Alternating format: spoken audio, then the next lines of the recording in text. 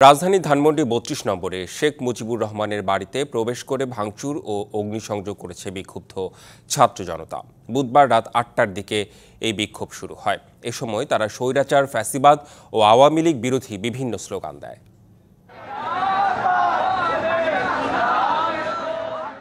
গণ অভ্যুত্থানের মুখে পালিয়ে ভারতে অবস্থান নেয়া স্বৈরশাসকের ভাষণ দেয়াকে কেন্দ্র করে সামাজিক যোগাযোগ মাধ্যমে মার্চ টু ধানমন্ডি ৩২, বুলডোজার মিছিলের মতো আরও কিছু কর্মসূচির ডাক দেয় ছাত্র জনতা। ঘোষণায় বুধবার রাত ৯টার কথা উল্লেখ থাকলেও রাত ৮টার দিকেই ধানমন্ডি ৩২ নম্বরের বাড়ির সামনে বিক্ষোভ করে বিক্ষুব্ধ ছাত্র জনতা। কিছুক্ষণ পর মূল গেট ভেঙে ভেতরে ঢুকে ভাঙচুর চালায় বিক্ষুব্ধরা।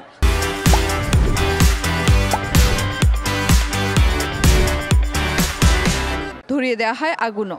বাংলাদেশে যতবার ফ্যাসিবাদের কিবলা তৈরি হবে, ততবার ফ্যাসিবাদের যতগুলো বিল্ডিং থাকবে, কিবলা থাকবে, প্রতিটা কিবলার ইট বাংলাদেশের মানুষ, বিপ্লবী ছাত্র জনতা খুলে নিয়ে আসবে।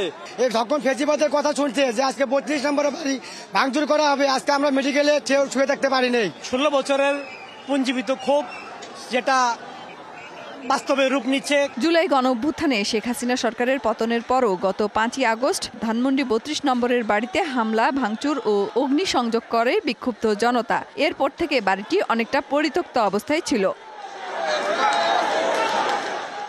এর আগে সন্ধ্যায় বৈষম্য বিরোধী ছাত্র আন্দোলনের আহ্বায়ক হাসনাত আবদুল্লাহ এক ফেসবুক পোস্টে লিখেছিলেন, আজ রাতে বাংলাদেশ ফ্যাসিবাদের তীর্থভূমি মুক্ত হবে।